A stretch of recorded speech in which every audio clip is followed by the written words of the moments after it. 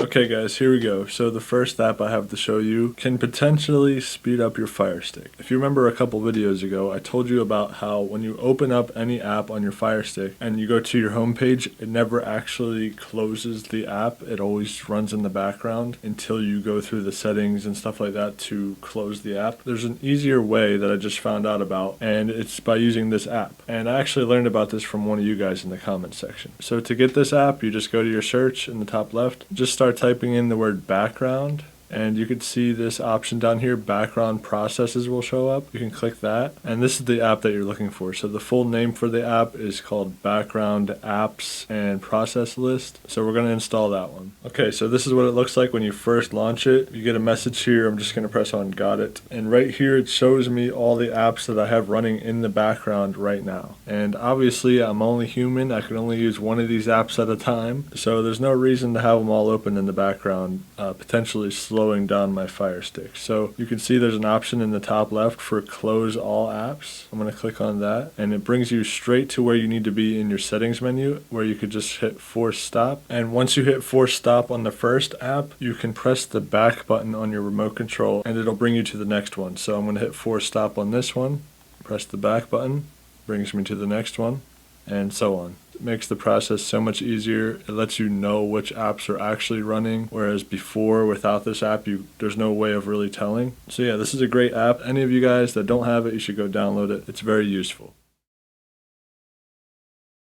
Alright, so the next app on my recommendation list here is called Locast. I don't know if you guys have ever heard of this one before, but if you know what a TV antenna does, which it basically picks up local TV channels for free, this app can connect you to those free channels without the TV antenna. So you're just using your internet to connect to these TV stations instead of the antenna. So you can just do the same as before and just type in Locast in the search. It should pop up, and this is what it looks like. This is the one you want. When you first launch this app, you get this website URL, and you also get a code that you have to type in to activate. So I'm going to do that now. So after activating it with the code that it gives you, now you can start using the app. As you can see here, there's like a channel guide with all sorts of different stations available. Real quick, if you go up to the top, the section here for cities, this is all the cities that this is available in currently. Pretty much all the major cities are available. So if you don't live in one of those cities, you're going to get this error message at the top here, basically letting you know that you're not in that city and therefore you can't access the channels. But if you don't live in those cities, you can actually get around this using something you might already have on your FireStick, and that is using a VPN to change your location. So I use IPVanish. This is the one I always recommend in all my older videos. I still recommend it. It's one of the top VPNs out there,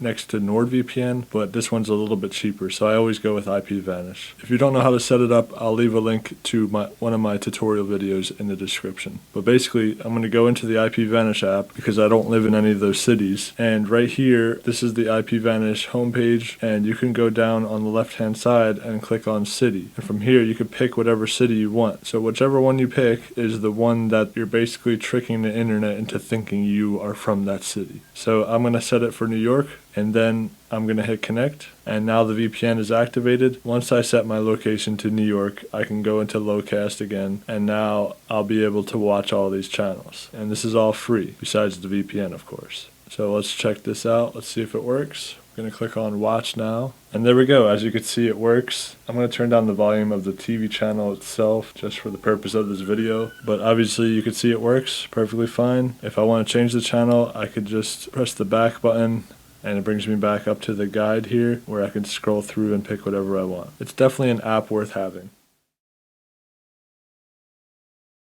For this next one, if you watched my last video where I talked about 10 different useful websites, you'll actually recognize this, and I just found out that they have an app for the FireStick where I was just using their website before this, and the app is called Just to Watch, and it should pop up right down here.